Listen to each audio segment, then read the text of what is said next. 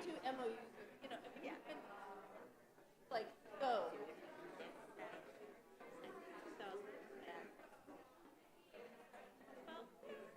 About right. But 8. Who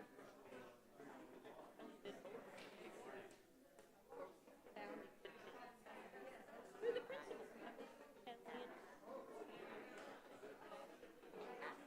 Well, you can ask me. I was curious about it.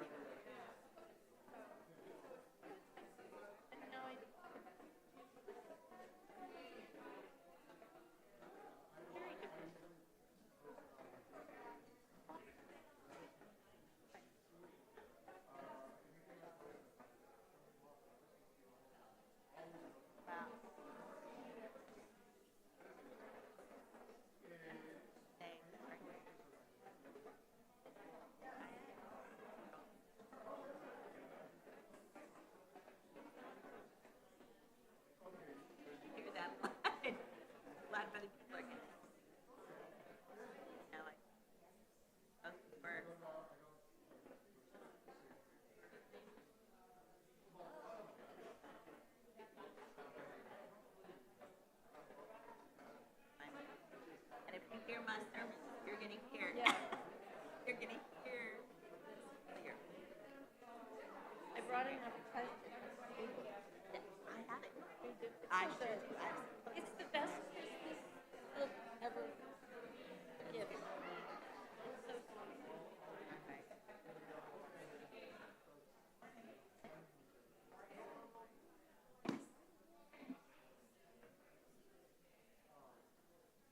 So I believe we are ready to begin, and we want to have every minute possible at the forum today. Greetings to all of you and welcome. My name is Sally Howard. My pronouns are she, her, and I'm one of the associate rectors here at All Saints Church. And just a couple housekeeping items before. If you are new here, there are restrooms right outside these doors. And if you're online and you lose reception for some reason, this will be on YouTube and on our webpage, or if you want to hear it again, you can hear it later this week. So this is Joy Sunday of Advent, and I cannot think of a more joyful thing for me and an honor to be able to introduce our forum speakers today. They are no strangers to All Saints Church. And I'm going to start with Father Greg Boyle. He is an American Jesuit priest and the founder of Homeboy Industries in Los Angeles, the largest gang intervention, rehabilitation, and reentry program in the world. He is the acclaimed author of Tattoos on the Heart and Barking to the Choir, and not his latest book, but one of his books, The Whole Language, which is just really a beautiful integration of what we know about health and healing and trauma and stories about God that fit healing. He is a long-term friend and really spiritual compass here at All Saints Church. And his work bears witness to the power of compassion and kindness and the ethos of walking with each other in love's energy. He has received numerable honors, including the California Peace Prize, and has been inducted into the California Hall of Fame, honored by the White House, and that list goes on. And also, Dr. Mikala Rahn is Chief of Research, Evaluation, and Strategy at Homeboy's Industry, and she is also the founder of Public Works and Learning Works Charter School. Yeah. She has long held the belief that education is one of the things that defines people and shapes who they become, and with that in mind, she founded Learning Works Charter School. They address many things that mainstream education does not. Probation, youth and pregnancy, pregnancy and parenting teens. And she uses a core set of principles unique and developed by Dr. Rahn, and she also does a lot of research. I want to shout out the school has graduated 999 to date with a high school diploma. Yeah. And reduced PUSD dropout rate from 24.6% to 9.4%.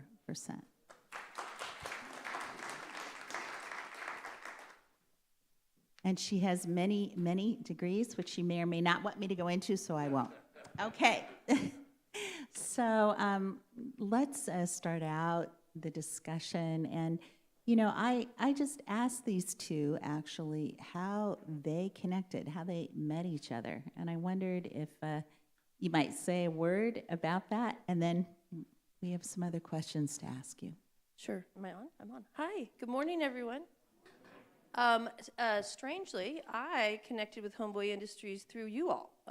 I went on a transformational journey. I heard about Homeboy through Shanley Rhodes, who's a member here, and thought, wow, that place sounds strangely wonderful. And I was in the beginning of starting Learning Works, which, if you've ever looked into us, was strangely wonderful. And so I went on the transformational journey, had a great time, and then it turned out that they needed a school. They needed a change out, we'll just put it that way. And so Shanley was actually the first lead teacher there. She's there now in a different role, but we met, we looked at the principles. I heard from a distance Father Greg liked our principles of unconditional love, fresh start, safe haven, irrational commitment to students. And so then I was in juvenile hall in Sylmar for one of our, he was up for 2 charges of attempted murder and was getting baptized and confirmed by Father Greg. And he was there. I have him still on my phone. And that was 2010, I think. And that's when I met him and looked at him and said, I guess I'm starting a school at your place next week. He says, good, let's do it. And off we went. So we started in the Chinatown location. Many of you have been there. But we're now at First and State with a fabulous, bigger and greater Homeboy Youth Reentry Center. So the education piece is one of many services being provided by Homeboy Industries. So it's worth a visit.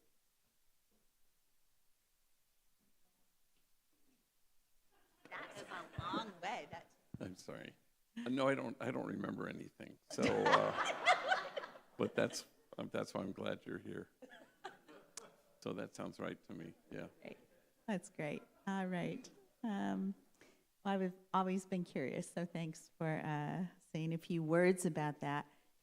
But on this season, during this season of Advent, we are asking ourselves the question of where do we find hope? And I would like to start today by asking, each of you, how you find hope in working with youth who have had such traumatic pasts and presents and who have, in many cases, been discarded by society. Oh, well, I think it's good to be here, as always. And, I think human beings are the delivery system of hope, so it doesn't really exist outside relational wholeness, people kind of connecting to each other. So the other day I was finishing a conversation with Joseph Holguin, and his father died of a heroin overdose. That's when I first met him 35 years ago, and a gang member, also heroin addict, now in recovery, kind of a wisdom figure in many ways for all his struggle. But he was leaving my office, and he turned to me and he said, life is about removing the blindfold. And I thought, I think you're right. And I said, but what do we see when the blindfold gets removed? Well, I said, I think we see as God sees whenever, we don't see the error of our ways, or we don't see, oh, I am actually a disappointment to God, you see your unshakable goodness. And so I don't know, it was just this experience where we were inhabiting for each other in this very exquisitely mutual way our own dignity and nobility. So I think that's how hope happens.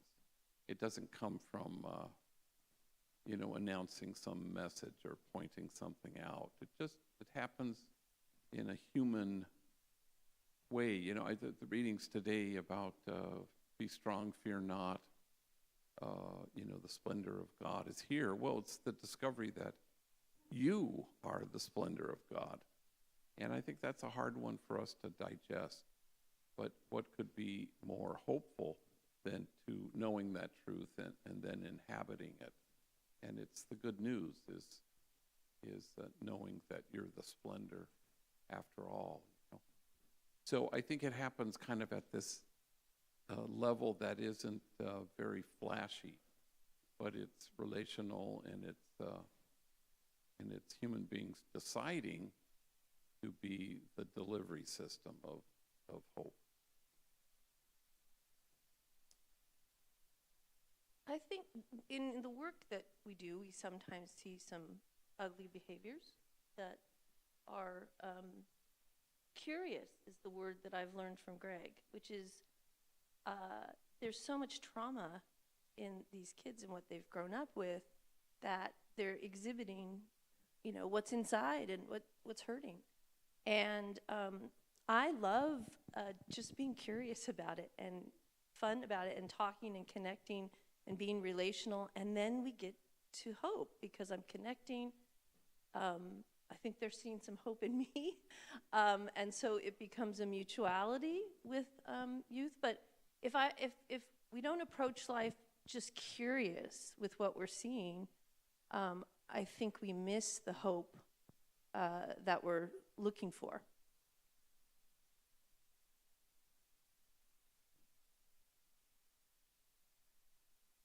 And it sounds like for both of you, there is that sense of just deep connection to other people, human to human, that is so transformative. We both love human stories. That's for sure something shared. I love everyone's story, just learning it, knowing it. Yeah, it's great. Wonderful, wonderful. So, as we think about our youth broadly, what do you see as the most profound root causes of trauma and the youth you are with?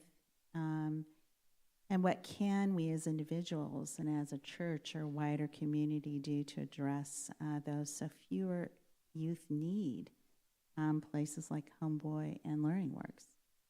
That's a big question because there's a lot of things, but I think that at Homeboy and certainly at Learning Works, it's the same kind of population. So it's folks walk in our door with what a psychologist would call a disorganized attachment. Mom was either frightened or frightening, and you can't really calm yourself down if you've never been soothed. So, a homie said to me the other day, that after 23 years of being locked up, I left prison with insight, but I didn't find healing until I came here to Homeboy. And I think that's an important insight, because insight is up here. And though, the word repent means move beyond the mind you have, yes, but healing is down here. And so if this happens, then this will happen.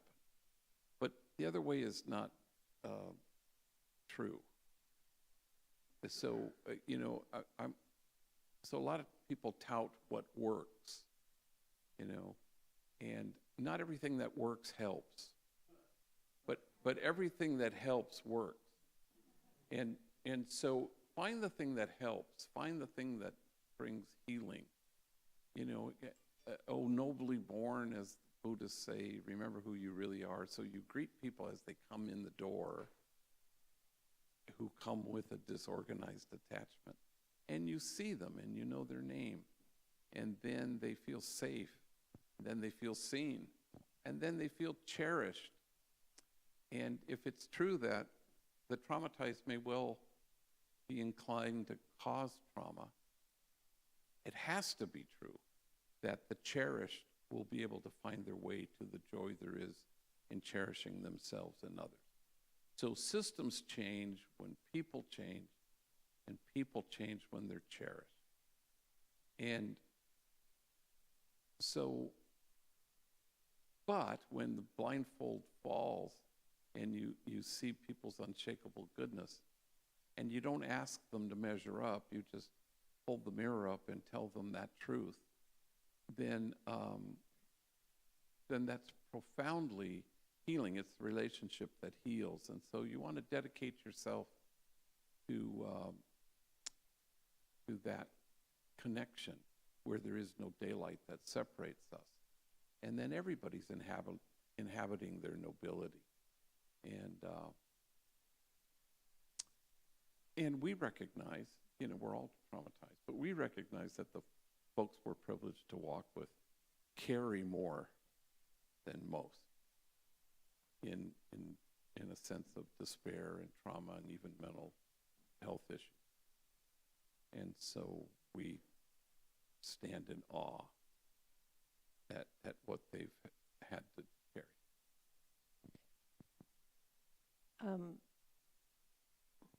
I would say in the work that we do, you have to sort of accept, you don't have to, but that there are these family conditions, whatever they have lived, and now what do we do next? And so I'm blessed because we have a lot of tools for healing.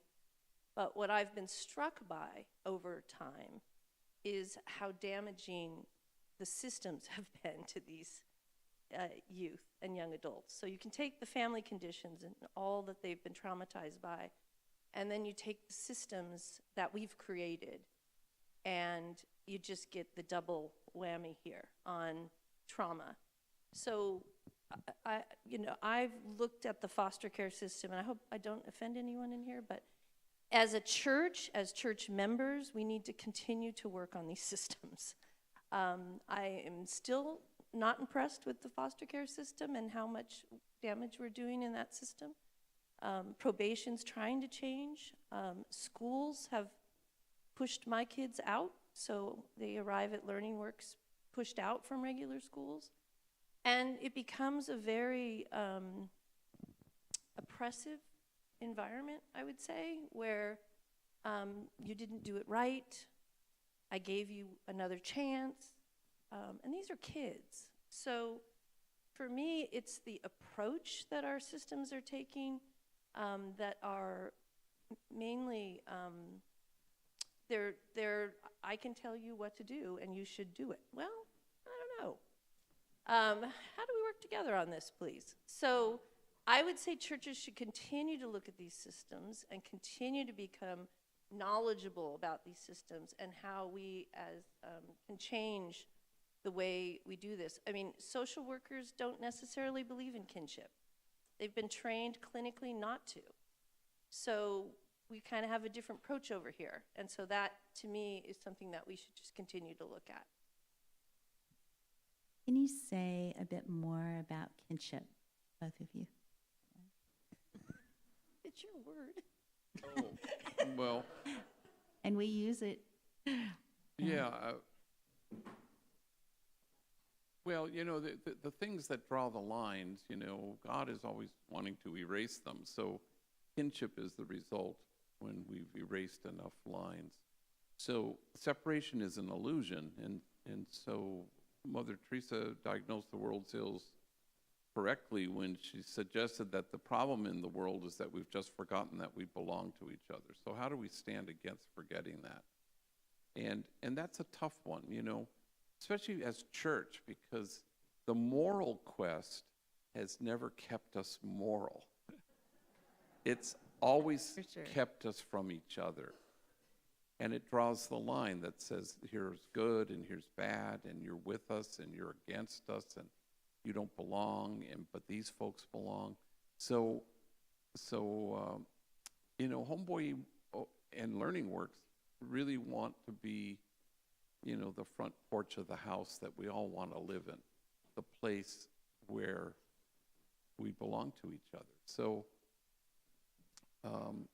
it's just the constant erasure of the lines that separate us.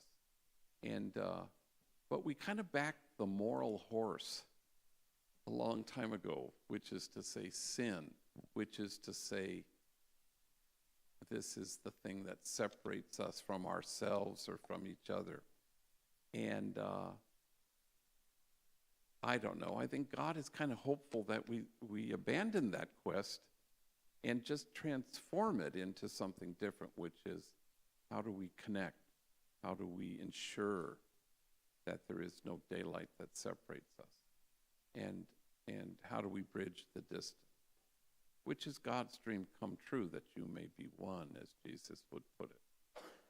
And so, I don't know. I think it really invites us to turn something on its head. And but this is why we don't make progress, is because we think it's about morality. Yesterday I said two masses at Dorothy Kirby Center. So these are a probation facility, lockdown. They would say treatment. These kids are in treatment, which is to say they're kind of on the spectrum of more severe kind of mental health issues. And you feel it as you say mass. These are really wounded kids. But afterwards, a probation officer who had been called in because they're understaffed, which is a whole other thing, but he's in the field, and he said, I remember the day when you would preach at San Fernando Juvenile Hall with 500 kids and could hear a pin drop, which was not a comment on my preaching, but it was more a comment on what he would say, there used to be respect. They used to kind of be polite, And again, the kids are badder today than they were before, and I go, But it just, again, underscores the fact that we're in the midst of a mental health crisis in this country. Just yesterday, Orange County, whoever it was, Board of Supervisors, City Council, or whatever, declared racism as a public health issue. I look at that and I say, yes, this is what progress looks like once we name things correctly. So if you think kids are just badder than they've ever been, that's naming things incorrectly, which is why we don't make progress. But if you look at it and you say, we have never really addressed health, and acknowledging that nobody healthy has ever been a racist or an anti-Semite or a homophobe. You can't be healthy and hold those views. It's not about views, it's about health. And none of us are well until all of us are well. So naming things would kind of be a helpful thing. Naming things correctly will help us make progress. I can't remember what question launched that.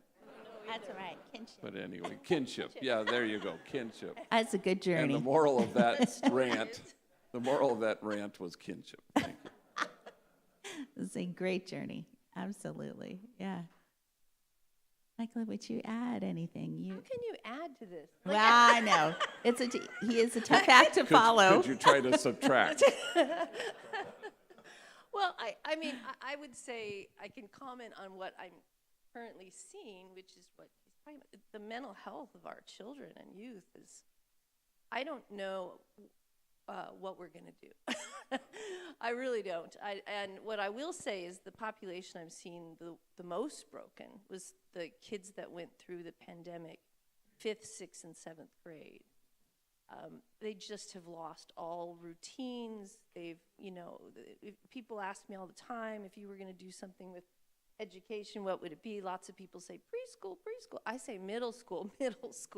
That's just the time for decision making, and parents need to shift gears if they even have one, and all of that. So what I will say with no answers is that we're going to have to really zero in on mental health with children and youth, because it's getting pretty ugly out there, and the virus did a lot of damage with young people. Thank you. Yeah. Um, you know, I think one of the statements I think you've made, Father Greg, is that there's nothing in our lives more consequential than the notion of God that we hold. And I was thinking that there are a number of, what do we call ourselves, recovering from fundamental, what? Recovering atheists, yes, that too. We've And got a whole Catholics, spectrum. Catholics, so. Absolutely.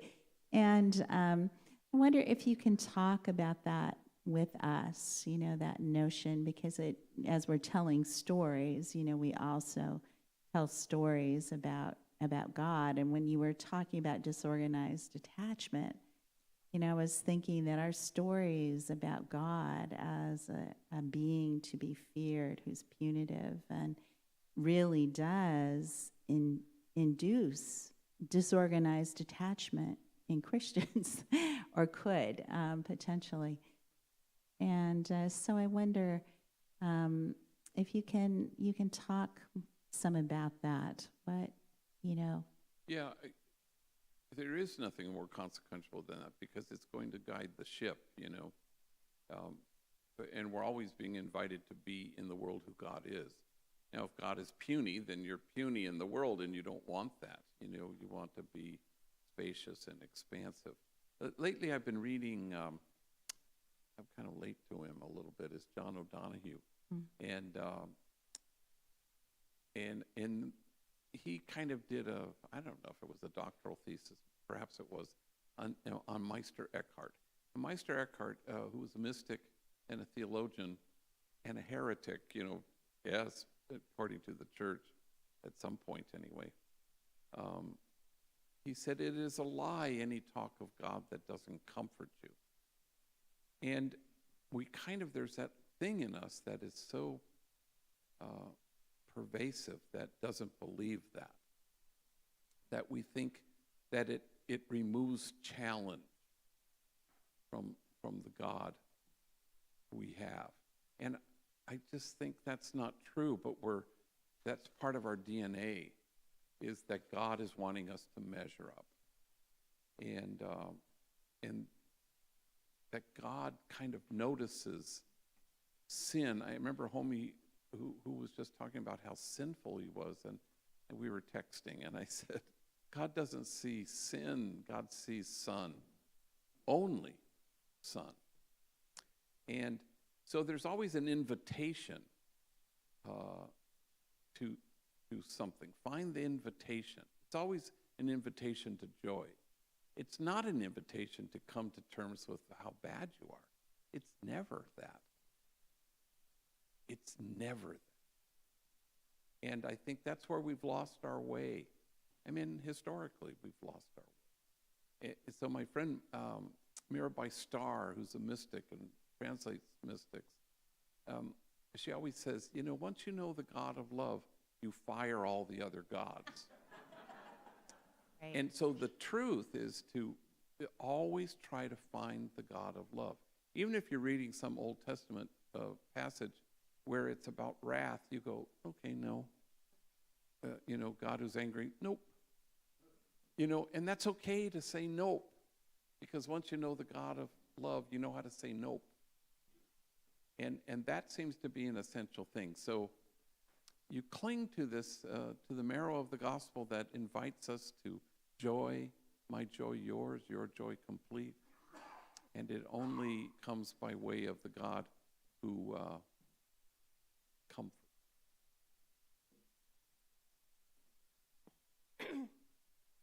Again, trying to tag on to like the guy with words. I have in my life always felt God, and am so blessed to be a part of Homeboy and Father Greg's teachings, to just continue to get an expansive God. But what I will say is that I met Jesus at Learning Works, and I think that walking with these kids and walking with these different walks of life, this is exactly where Jesus would be. He would be right there, right? And so he's my teacher, right? I'm walking. I don't have to make big decisions during the day because I know it sounds silly, but I say, what would Jesus do? Well, I guess I'm going to miss that 2 o'clock meeting because I am exactly where I need to be right now in this relational situation. So again, Greg talks about going out to the margins, and I think when you go out to the margins, it expands your view of God.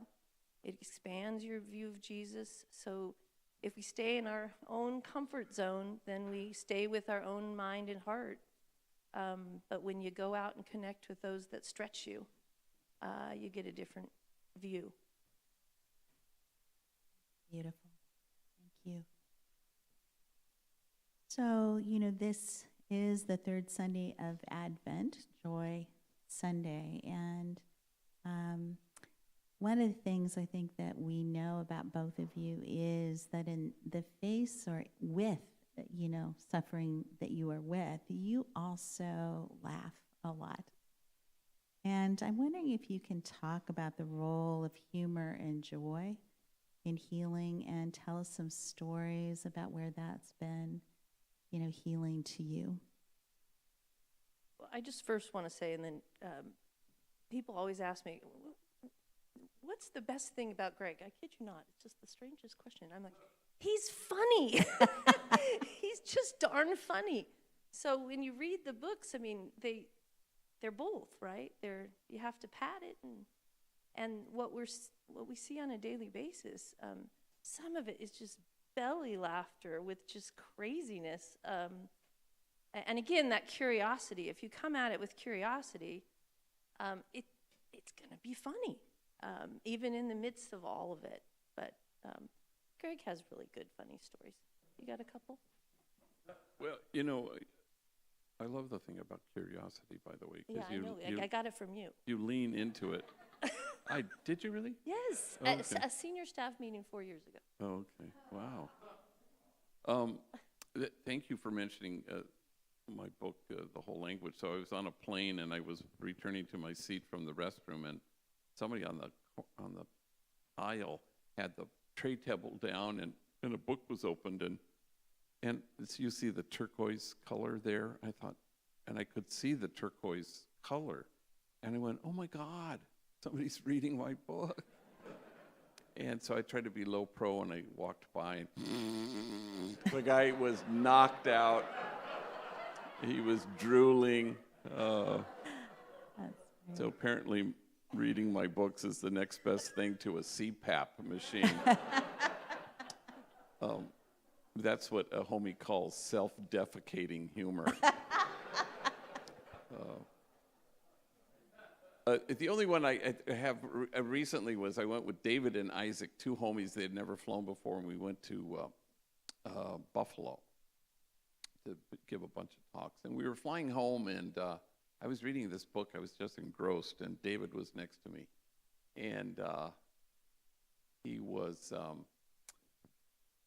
we hit a little patch of turbulence, and so I could see through my peripheral vision, he's staring at me. And finally he's annoyed. He says, why are you not freaking out by this? And I tried to calm his panic. I said, cálmate, cabrón. And I went back to reading. And so then we are landing in LA, and it was just a hard landing, Southwest Airlines. And had we not been seat belted, we would have, landed in the row ahead of us, in the laps of the people there. And then we just came to this most dramatic screeching halt that didn't lead everybody to applaud, which sometimes happens. Because I think people were so gobsmacked by how awful a landing it was. And he turns to me in deadpans and he says, I did not like our driver at all. Which just made me cry. I was laughing so hard. Like it was an Uber, Anyway, so the moral of that story is we're just in this together. And so part of what humor does is it reminds you to remember that we're in this together. Well, and, just when you're I don't want to call them, when we're with the population we work with and live with, they, often they see the world just differently, like the driver, right? So it's language, and it's funny, and it's just a different way of viewing the world. And sometimes at the school we do tons of experiences, field trips, and often I'm with staff, we'll set something up, and then we'll go, ooh, we should have thought that through a little bit more. Like, maybe we should have done more up front to Kinky Boots before we went to the Pantages, because they were totally confused. And so these things, there's these different ways of looking at the world that maybe we've had exposure to, but how do you expose? And then what comes back is just hysterical. But one of my favorite stories, which is very inappropriate, but it's great, was a student who we have very few incidents, by the way, at First Street in Pasadena, very few. But this student in particular had a little bit of a drinking problem. And so this student, we noticed he was a little bit tipsy, and so we had to try to do an intervention with Stephen. Boy, he's just the sweetest, most funny guy. And so we're getting him to sit down and talking to him, and I said, Stephen, this is the middle of the day. How you doing? Have you been drinking? He said, yep. Big bottle of wine. I'm like, okay, all right. Stephen, we're going to have to work on this. Let's go to the garden and we'll sweat it off. And so, right before we go, he says to me, ma'am, last night I went on the field trip. Oh, you did? Uh-oh, where'd we go? We went to the Pasadena Playhouse, and the show was, it's 5 o'clock somewhere. And I thought, the fact that he could, first of all, adults, why did we go see 5 o'clock somewhere?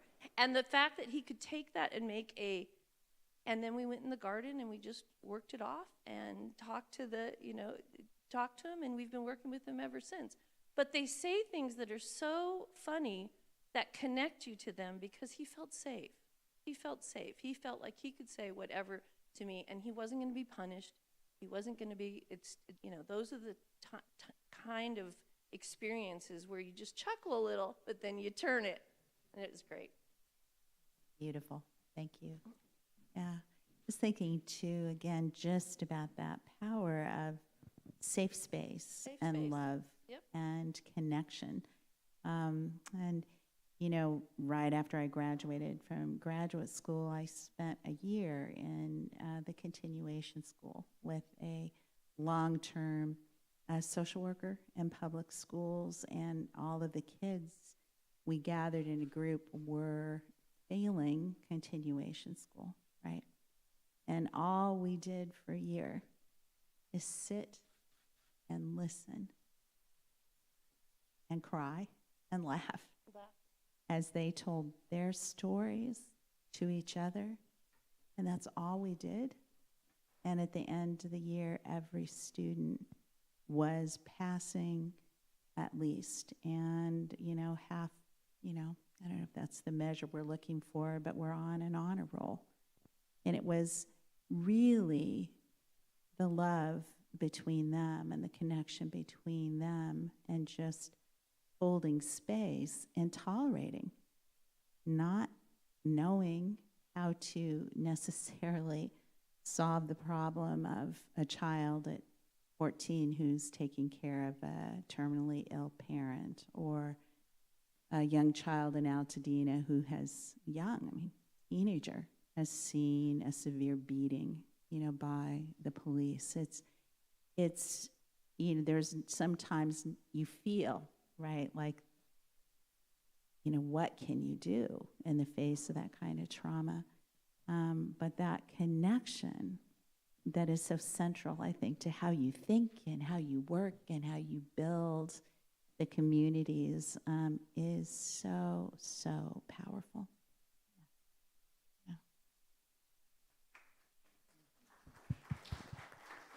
Yes. So why don't we take some time to take some questions at this point. I'll run around. I see one right there.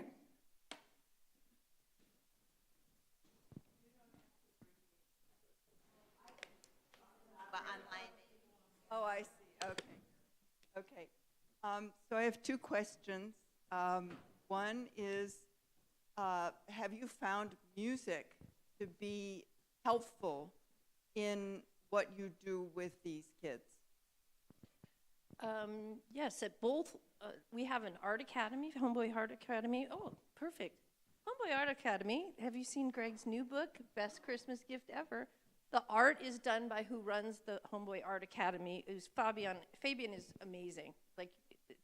But Greg's got excerpts throughout the book, and they have a music studio, a recording studio that's quite wonderful, a program called, and then they have another program called Music Heals. So we take homies and homegirls to the Art Academy every day, all week long for that. And then Learning Works has Artworks, which has a recording studio and work over there.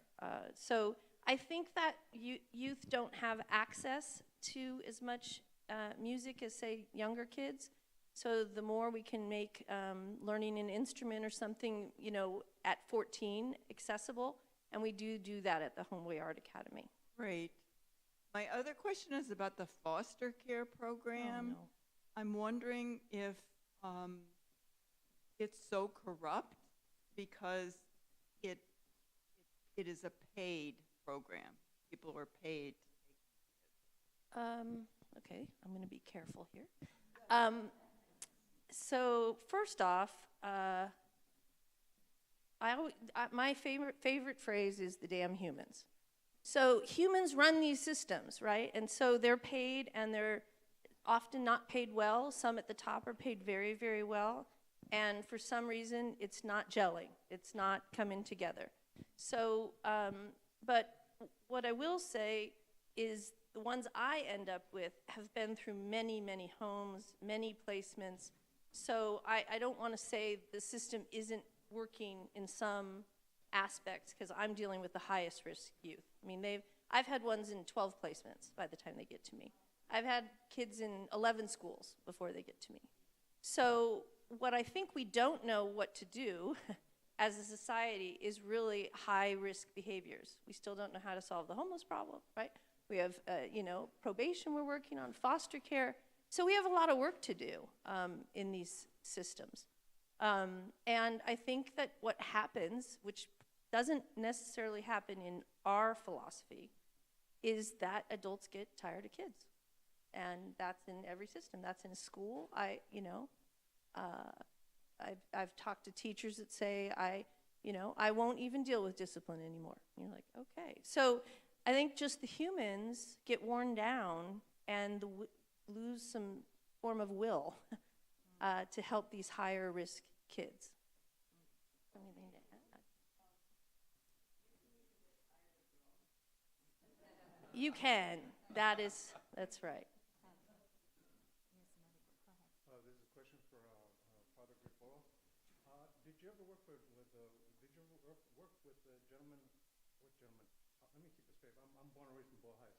You ever work with a homie, Eddie Lopez, the heavyweight contender, back in the day? What was his name? Eddie the Animal Lopez. He was from Big Hazard. Heavyweight contender. I don't know. Maybe I've met him, yeah. It's a sad story. I wish he would have met you. Yeah. He would have been, Thank you.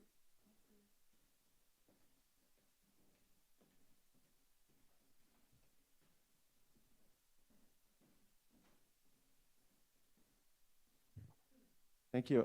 My question is to both of you. Coming from a place of being less traumatized, of course, than many of the people that you're working with, I'm used to working within certain social norms and obligations and responsibilities that we have to deal with. And I feel like that sometimes my worldview comes in conflict with a worldview where you are 100% accepting of the people, the youth that you're working with, who are more traumatized and don't tend to follow some of those social norms and responsibilities that we might feel are what makes things function.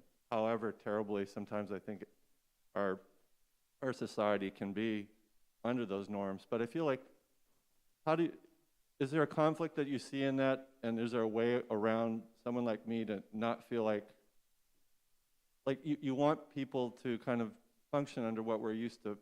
I'm making a mess of this. The social norms that we're with the social contract, you know. And sometimes I've been at volunteer places where it's like, yeah, just let them do whatever they want because they're so terribly traumatized. And I feel like that doesn't work for me. And I wondered if you could comment on that. Well, you know, I think the goal at Homeboy and at Learning Works is not to create a community, a behaving community, but to create a community of beloved belonging. What you get when you nurture and foster that is you also get a behaving community. But that's how you get at it. You know, not everything that works helps, but everything that helps works. So if the focus is safe, seen, and cherished, behavior will work itself out. Behavior is a language. You know, the homies who run Homeboy Industries now, they don't get tripped up by behavior because they know it's an indicator. It points beyond itself to something else. So there's a narrative that's out there, and I you know, I probably embraced it myself. You know, I grew up in LA, wonderful parents, 5 sisters, 2 brothers, didn't join a gang, not because, you know, you end up discovering that that's not because you were raised right. Well, it's because you won all these lotteries. It was white privilege, really. It was, you know, schools and in safe neighborhoods. And so I won the lotteries, you know, the zip code lottery, the parent lottery. But our narrative we like to embrace is we were, you know, we were raised right, which is to say everybody, you know, the people who are acting out and misbehaving were raised wrong. And so it's just not a helpful narrative. And so we have to kind of rid ourselves in the same way we, you know, fire all the other gods, is to rid ourselves of the narratives that aren't that helpful. And that's why naming things is so essential, you know. And so anybody who's mentally ill, they didn't choose mental illness, it chose them. And then all the other things that people have to carry at the margins, as Michael mentioned, then it's just a more spacious way of seeing. And so there's a clarity in love that says, you know, we're not going to let you do that here, which we do all the time. And we don't banish people, but we do say, you know, gosh, Jessica, we're not going to let you in the building now because you're off your meds and you're smoking meth and you're triggering everybody, so we're not going to let you in the building, and we're going to try to point you in the right direction. You know, hopefully you'll walk through that door marked health and recovery. So it doesn't mean there are no limits to things. It just means that love is also clear, and that's a helpful thing, I think, for folks. Boy, I hate to do this, but we are going to need to stop at least the filming so that Keith can get up to the next service. But can I say one last thing? I was struck by the word social contract, right? And social contract means that, you know, your environment is safe and you can trust law enforcement to respect you and care for you, and that you have a place to live and that your family isn't going to be destitute, right? And so contract, I think of that for kids, you know, who are not protected, right, by white privilege, right? That the contract isn't the same, right? You got to make it meaningful before you can ask or expect that, you know, people are going to step in and say, oh, yeah, I agree, right? When the contract isn't right, isn't fair, isn't just. And also, to that real quickly, is that the outsider view is always driving the inside of how we see things. So, you know, often enough people will say, how do we help parents teach their kids to make better choices? Well, there's a narrative, not recognizing that not all choices are created equal. And so it's not about choices. It's not about how kids choose. It's how they are cherished so that they'll know that they'll be able to find their true selves in loving. So it's a whole other turning on its head of our, the things that we embrace, which are the outsider view, saying, how do we solve homelessness? How do we solve the gang violence? And then so we take our narratives with us as we try to apply them here, and they don't really fit. Thank you so, so much. Yes, can we give our thanks?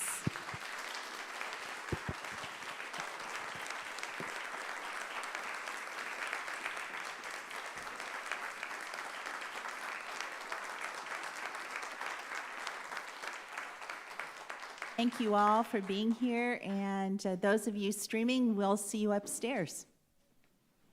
And maybe some of you here in person too.